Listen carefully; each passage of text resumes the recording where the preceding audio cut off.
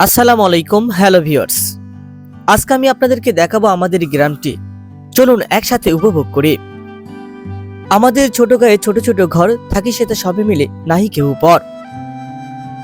বৈচিত্র্যময় প্রাকৃতিক সৌন্দর্যে ভরপুর আমাদের এই গ্রাম, যা দেখতে ছবির মতোই সুন্দর।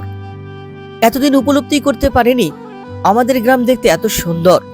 আজ পাখির চোখে দেখে বুঝতে পারলাম এত সুন্দর গ্রামে আমরা বসবাস করি।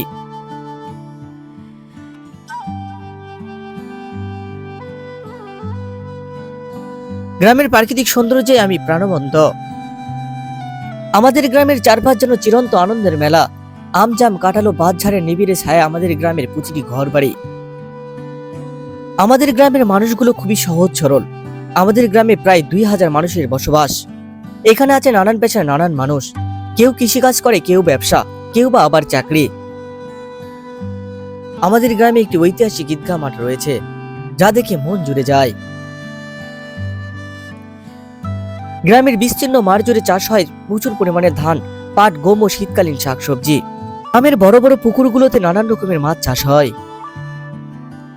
যতদূর দৃষ্টি যায় মনে হয় সবুজের গালিচা বিছানো আমাদের গ্রাম।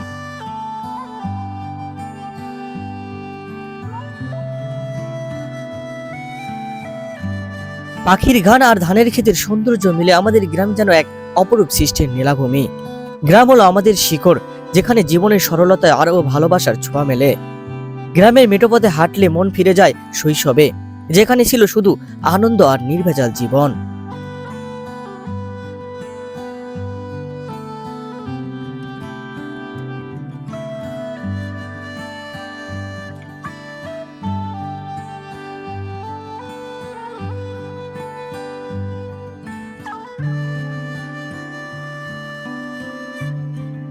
আমাদের এই গ্রামটি সবুজে ঘেরা। আমাদের গ্রাম আমাদের কাছে মায়ের মতো। গ্রামের প্রতিটি ধুলোকোনায় মিশে থাকে গ্রামের মানুষের ভালোবাসা। আমার এই ছোট্ট গ্রামটি আপনাদের কাছে কেমন লেগেছে তা অবশ্যই কমেন্ট করে জানাবেন। আজ এই পর্যন্তই, দেখা হবে পরবর্তী ভিডিওতে। সবাই ভালো থাকবেন, ধন্যবাদ।